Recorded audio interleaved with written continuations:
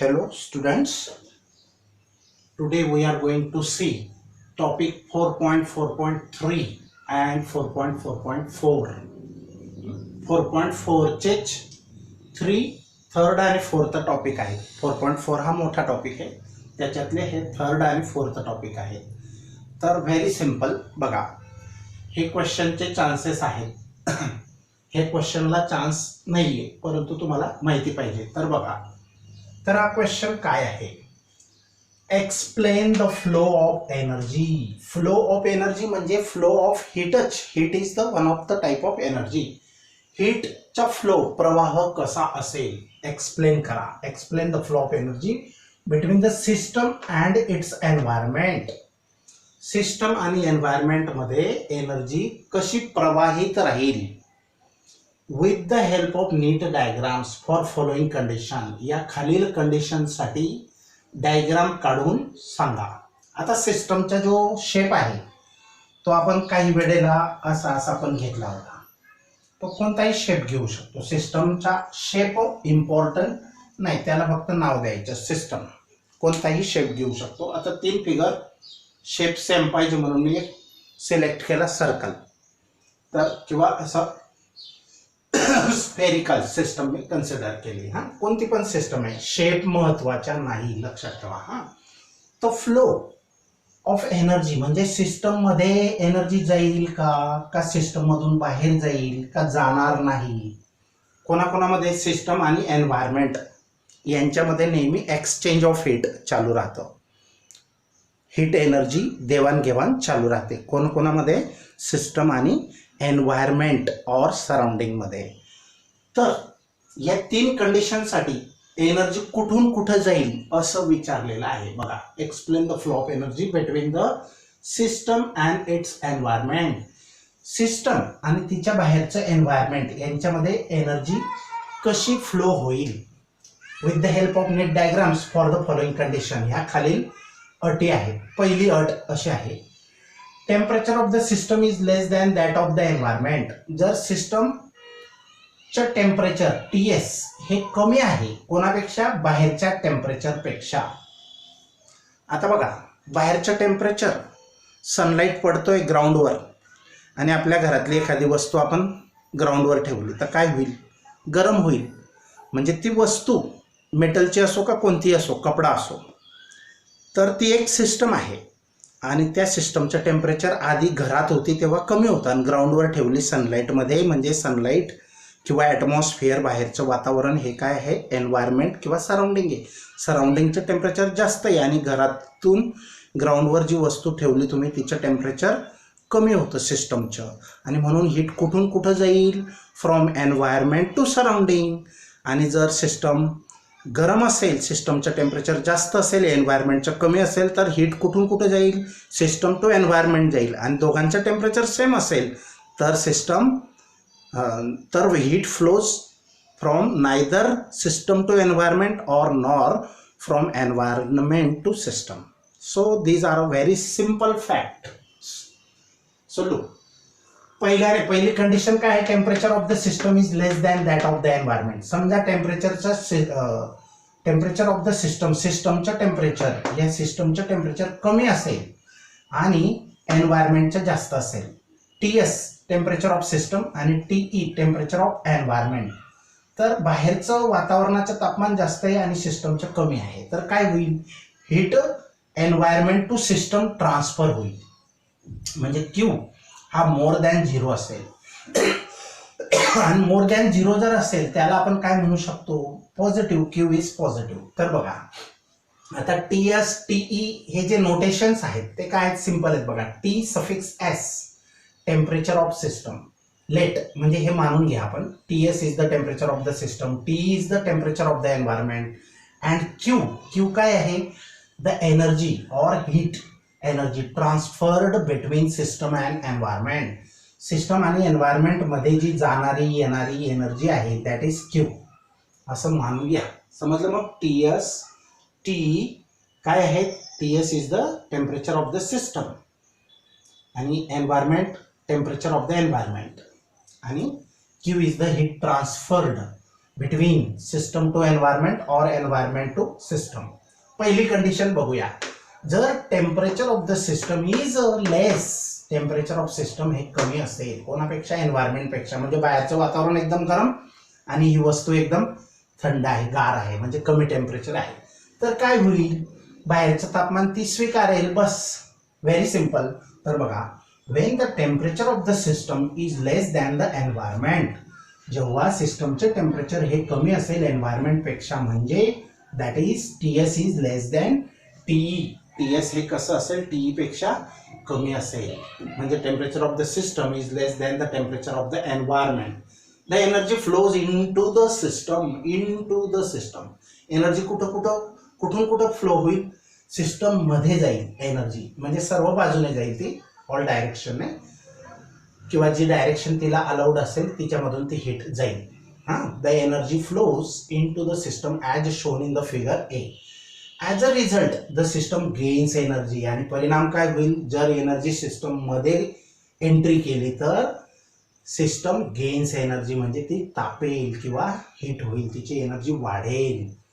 That is Q is positive, म्हणजे Q हा greater than 0 असेल. 0 पेक्षा जास्त एनर्जी बाहेरून आतमध्ये आली म्हणजे क्यू इज ग्रेटर दॅन 0, आणि ग्रेटर दॅन 0 असला त्या नंबरला आपण काय म्हणतो, क्यू इज पॉझिटिव्ह. काय म्हणतो आपण, क्यू इज पॉझिटिव्ह. दुसरी केस बघा, ह्याच्या उलट ऑपोजिट केस. दुसरी केस आहे, if the temperature of the system is more than that of the environment. समजा गरम पदार्थ घरात गरम केला आणि बाहेर थंडीच्या दिवसात आपण त्याला ठेवलं, चहा गरम केला, काय होईल, बराच वेळ कप भरून बशीमध्ये चहा पडलेला आहे आणि बाहेर थंडीमध्ये बाहेरच्या एन्व्हायरमेंटमध्ये तो पडला आहे, तर काय होईल, त्याची हीट कोणाला जाईल, एन्व्हायरमेंटला जाईल, म्हणजे तो गार होईल. आणि हे तो हीट कुठपर्यंत देत राहील, दोघांचं टेम्परेचर सेम होईल तोपर्यंत तो हीट देतच राहील एन्व्हायरमेंटला. ओके, मग पहिला पॉईंट समजला, very simple. If TS means temperature of the system is less than the temperature of the environment, then the flow of heat energy is from environment to system or into the system. Energy flows from environment into the system, and in such a case system gains energy. System काय करेल, energy मिळवेल, and Q for that case Q is positive, that is greater than 0. Okay, समजलं मग एवढं. आता सिस्टमचं temperature जास्त आहे बघा, temperature of the system is more than that of the environment. जर सिस्टमचं टेम्परेचर एन्व्हायरमेंटपेक्षा जास्त असेल तर सिस्टम एन्व्हायरमेंटला एनर्जी देणार. चहाचा कप, पहिलं एक्झाम्पल काय दिलं होतं, थंड पाणी भांड्यामध्ये घेऊन गेले ग्राउंडवर तर ते गरम होईल. पाण्याचं भांडं जे आहे, vessel filled with water is one of the system. The temperature of water is less and the temperature of the surrounding sunlight atmosphere is more, so that water becomes hot, that is it is gaining heat. In such a case Q is positive. And dusri case, hot water is kept in cooler surrounding, environment temperature of environment is less and temperature of the system is more, then the heat flows from system to the environment. System he heat सोडेल. तर बघा, when Ts is greater than T, when Ts is greater than T, the system loses energy. System काय करेल, energy सोडेल. that is the energy flows from system into the environment. याचा अर्थ काय झाला, एनर्जी कुठून कुठं फ्लो होईल, system into the environment as shown in the figure. आता बघा, ही सिस्टम आहे Ts, तिचं टेम्परेचर आहे. let Ts be the temperature of the system and T be the temperature of the environment. So Q is the amount of heat or heat energy that flows or transferred from system to environment or environment to system. तर Q, मग Q हा लेस than 0 आहे. हा Q हा काय असेल, लेस than 0, म्हणजे heat किती घेतली जात आहे. तर Q, the heat energy transferred between system and environment. या केसमध्ये Q हा लेस दॅन 0 घेतला जातो, आणि लेस दॅन 0 नंबर असेल तर ते Q कसा येईल, Q इज निगेटिव्ह. समजलं, मग सिंपल केस आहे. तर ह्या केसमध्ये क्यू हा लूज होतो. लूज होणे म्हणजे मायनस मध्ये जाणे. हा लक्षात ठेवा, वाय इट इज मायनस और why it is less than 0. तर याचा अर्थ when the system loses its energy then q is less than 0. In such a case it is considered. Okay, loses असेल तर, गेन असेल तर positive gain positive and lose असेल तर negative असं ट्रीट करतात. हा आता हे मानावेच लागतील या गोष्टी, निगेटिव्ह आणि पॉझिटिव्ह. समजलं मग? तर when Ts is greater than T means temperature of the system is more than the temperature of the surrounding, then system loses energy. That is the energy flows from, energy कुठून कुठं flow होईल, from system into the environment as shown in the figure B. या figure मध्ये दाखवलेलं आहे. In this case Q is negative. अशा केसमध्ये Q हा निगेटिव्ह समजला जातो, कारण इथं लूज आहे. लूजसाठी निगेटिव्ह, गेन असेल तिथं क्यू पॉझिटिव्ह घेतला जातो. हा लक्षात ठेवा. आणि तिसरी केस आहे व्हेरी सिंपल. बघा, सिस्टमच्या आणि टेम्परेचर सेम आहे. सिस्टम आणि एन्व्हायरमेंटचं टेम्परेचर सेम आहे. म्हणजे स्टोन ऑलरेडीच सनलाईटमध्ये पडलेला आहे, तर स्टोनचं टेम्परेचर आणि बाहेरच्या सराउंडिंगचं टेम्परेचर हे सेम आहे.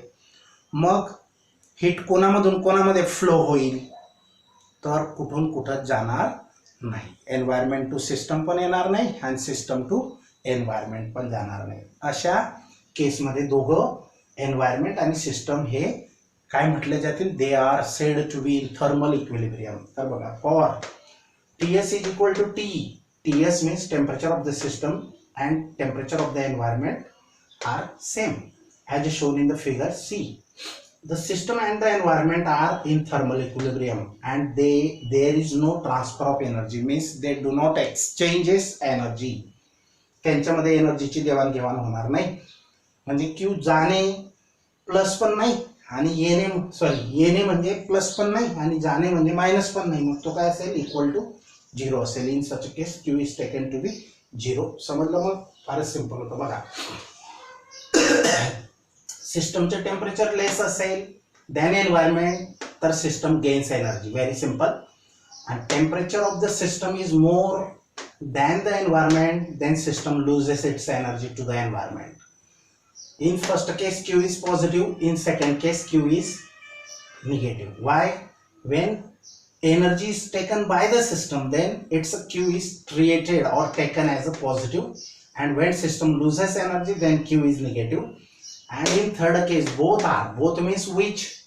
System and the environment both are in thermal equilibrium, that is at the same temperature. दोघांचा टेम्परेचर सेम असेल तर neither heat is gained or neither heat is evolved.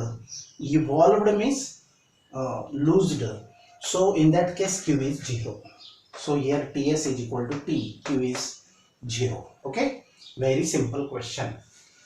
Now question आहे, how heat is defined. आपण मागच्या वेळेला 0th law वरून टेम्परेचरची definition define केली होती, तशी हीटची डेफिनेशन काय आहे बघा. तर heat is the form of energy. Heat काय आहे? How heat is defined. Heat is the form of energy. एक स्वरूप आहे एनर्जीचं हीट. जसं लाईट एनर्जी आहे, केमिकल एनर्जी आहे, सो मेनी एनर्जीज आहेत. त्याच्यापैकी हीट ही पण एक one of the form of energy आहे. फॉर्म म्हणजे स्वरूप. Heat is the form of energy that is transferred between the system and environment. Heat ही अशी एनर्जी आहे की जी ट्रान्सफर होते. कुठून? सिस्टम टू एन्व्हायरमेंट मध्ये जाते किंवा येते पण. ड्यू टू, पण जाणे येणे केव्हा कशावर डिपेंड करतं? त्यांच्या टेम्परेचर डिफरन्सवर डिपेंड करतं. म्हणजे सिस्टमचं टेम्परेचर कमी, एन्व्हायरमेंटचं जास्त, तर एन्व्हायरमेंट कडून सिस्टमकडे हीट फ्लो होईल. आणि जर सिस्टमचं टेम्परेचर जास्त, एन्व्हायरमेंटच्या कमी, तर heat flows from system to environment. आणि दोघं इक्वल असतील सिस्टम आणि एन्व्हायरमेंटचे टेम्परेचर, तर heat does not flows from anywhere to anywhere. Okay, तर heat is the form of energy that is transferred between system and environment. Heat ही एक एनर्जीचं स्वरूप आहे, फॉर्म आहे की जे सिस्टम आणि एन्व्हायरमेंटमध्ये ट्रान्सफर केलं जातं, फ्लो केलं जातं. कशामुळे का होतो हा फ्लो? Due to temperature difference that exist between the two. त्या दोघांमध्ये काहीतरी टेम्परेचर डिफरन्स असतो तेव्हाच हे घडतं. या दोन केसेसमध्ये टेम्परेचर डिफरन्स होता म्हणून घडलं. जर सेम असेल तर घडत नाही. समजलं? मग हीटची definition, heat is the form of energy and that can be flow or transferred from system to environment or environment to system that flows between the system. flows between म्हणजे यांच्यामध्ये इकडून तिकडे तिकडून इकडे जाऊ शकते. पण केव्हा जाऊ शकते? when there is a temperature difference exist म्हणजे आढळणे. जेव्हा त्यांच्यामध्ये टेम्परेचर डिफरन्स आढळून येईल तेव्हाच असं होईल. Between the two means system and environment दोघांमध्ये. आता पुढचा टॉपिक आहे बघा 4.4.4. How can internal energy of a gas be changed by heating it? आता एखादा गॅस सिलेंडरमध्ये भरलेला आहे, त्याला हे पिस्टन आहे. पिस्टन म्हणजे दट्ट्या इंजेक्शनच्या मागे डॉक्टर कसं प्रेस करतो आणि ते त्याच्यामधलं मेडिसिन पुढे सुईमध्ये सरकतो, तर तो पिस्टन आहे. हा पिस्टन आहे. तर बघा ही एकच सिस्टम आहे, एकच सिलेंडर आहे. ही पहिली केस आहे आणि नंतरचा चेंज काय असेल ते आपल्याला बघायचे आहे. हे सिलेंडर आहे, त्याच्यामध्ये गॅस भरलेला आहे, त्याला बर्नरने हिटिंग केली जात आहे. ही इनिशियल स्टेट आहे, इनिशियल स्टेट. आणि हा बर्नर आहे. बर्नर म्हणजे एन्व्हायरमेंट समजलं जाईल. एन्व्हायरमेंटचं टेम्परेचर जास्त आहे आणि ते हीट सिलेंडरला हीट दिली. आधी या सिलेंडरचं टेम्परेचर TS म्हणजे cylinder is the one of the system and temperature of the cylinder is initially 100. सुरुवातीला किती होतं? temperature of the gas inside the cylinder is 100 degree. That is temperature of the system is 100 degree. When you heat it, heat is supplied to gas. He heat जाईल कुठं?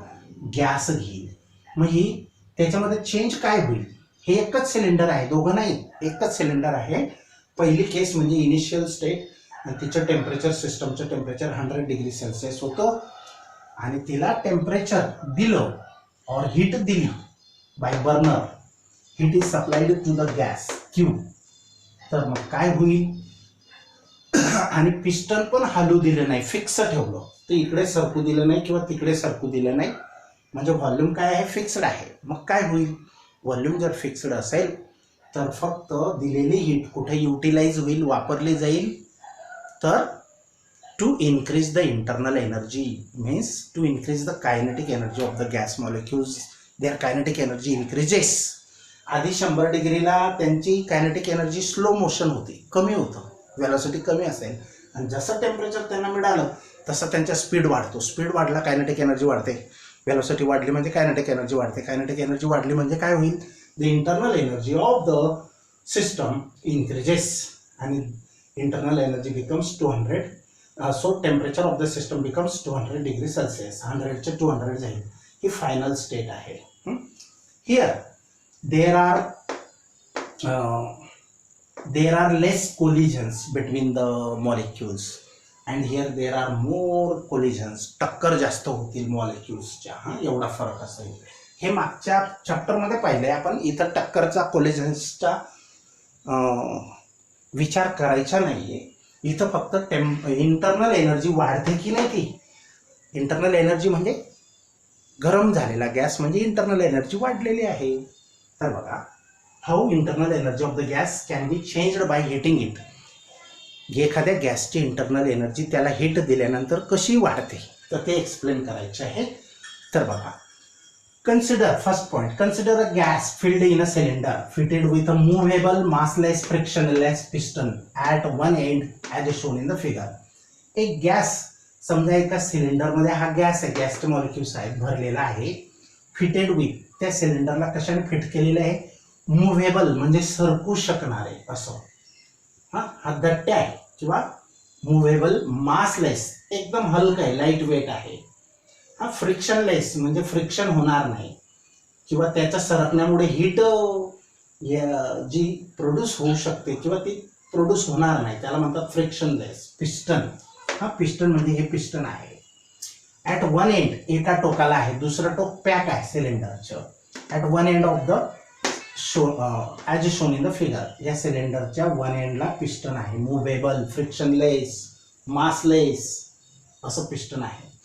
Late the temperature of the gas be TS. सुरुवातीला टेम्परेचरचं gas समजा TS असेल, किती असेल TS, and that of the environment be TE, आणि एन्व्हायरमेंटचं temperature किती असेल समजा TE असेल. याच्यासारखंच temperature of the system, let temperature of the system means temperature of the gas here it is system, cylinder filled, gas filled in the cylinder is one of the system, and temperature of the system is TS, and the temperature that of means temperature of the environment is TE. Cylinder is heated by a source of heat such as burner. cylinder ला source of heat म्हणजे उष्णतेचा उगम किंवा उष्णता देऊन burner सारख्या उष्णतेच्या सोर्सने त्याला हीट केलं. ओके, ॲज मग आहे काय, आतला गॅस कमी टेम्परेचरचा होता आणि बाहेरचं टेम्परेचर जास्त आहे, कारण ह्या फ्लेममुळे, या बर्नरच्या फ्लेम ज्योतीमुळे काय होईल, जास्त टेम्परेचर असेल ज्योतीचं कोणापेक्षा, गॅसच्या टेम्परेचरपेक्षा. म्हणजे टेम्परेचर ऑफ एन्व्हायरमेंट काय आहे, जास्त आहे. ॲज म्हणजे असं आहे की, since as means because temperature of the environment is greater than the temperature of the system, एन्व्हायरमेंटचं टेम्परेचर जास्त आहे सिस्टमच्या टेम्परेचर पेक्षा, तर मग त्यांच्यामध्ये टेम्परेचर डिफरन्स आहे. मग टेम्परेचर डिफरन्स असल्यावरच हीट फ्लो होईल ना, कुठून, जास्त टेम्परेचर कडून कमी टेम्परेचर कडे.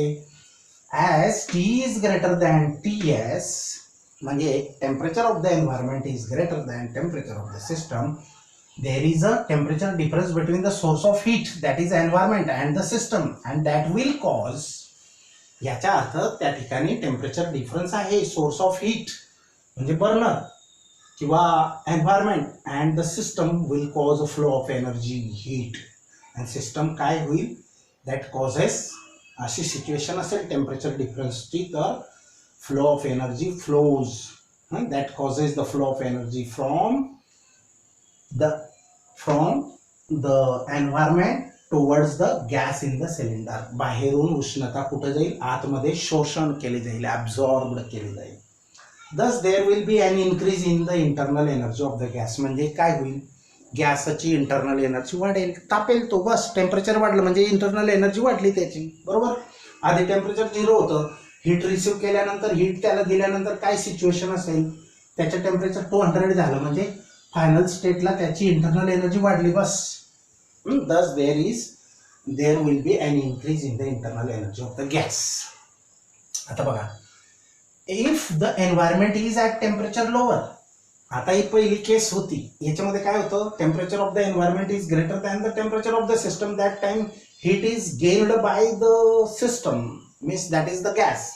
Initially the temperature of the gas is 100 before heating, but after heating the temperature rises, it becomes 200. Means if the temperature of the cylinder, temperature of the gas increases, then its internal energy obviously increases. आणि याच्या उलट आता, याच्या उलट काय, if the environment is at temperature lower than the gas, जर सिस्टमचं temperature greater असेल दॅन द एन्व्हायरमेंट, सिस्टम गरम आहे, आता हीट द्यायचं बंद करा, काय होईल, the energy is transferred from the gas to the environment.